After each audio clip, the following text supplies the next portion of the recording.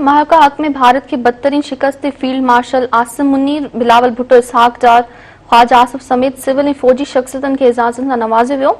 वज़ीर आज़म पंहिंजो नालो लिस्ट मां ख़त्म कराए निशाने पाकिस्तान वठण खां माज़रत करे छॾी आहे। वज़ीर आज़म हिन मुल्क जा ट्रेडिशन्स अजीब आहिनि, हिन मुल्क जा ट्रेडिशन्स अजीब आहिनि जेके ॾियण वारा आहिनि से पाण खे पिया ॾियनि।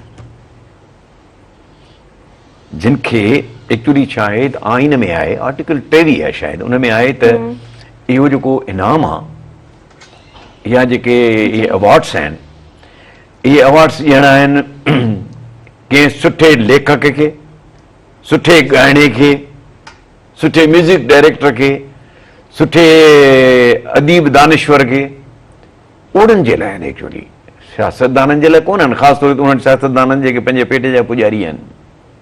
पर इहा बदबख्ती आहे असांजी, इहा नई ॻाल्हि कान्हे। पाकिस्तान में 26/3/1958 ते इस्कंदर मिर्ज़ा सदर हो, हुन छा कयो जो हुन पंहिंजो नालो ऐं पंहिंजी ज़ाल जो नालो दाख़िल कराए अवार्ड वरितो।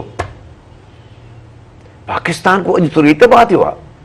पाकिस्तान 14 अगस्त 1947 खां पोइ हुकुमराननि जे पॉलिसीज़, ग़लति पॉलिसीज़ जे करे तबाह थींदो पियो अचे। ही अवार्ड वठण त शर्म जी ॻाल्हि आहे। तव्हां आइन में ई कोन्हे, तव्हां कीअं पंहिंजे कैबिनेट जे मेंबर्स खे अवार्ड पिया था ॾियो? हुननि जो कहिड़ो कैबिनेट मेंबर आहे जंहिं पाकिस्तान जे कंहिं शोबे खे तरक़ी ॾियारी आहे? हिकिड़ो बि शोबो तरक़ी कोन थो करे असांजो। सभिनी खे इनाम पिया मिलनि। इन खे चइबो आहे नानी रधण वारी ॾोहिटरा खाइण वारा।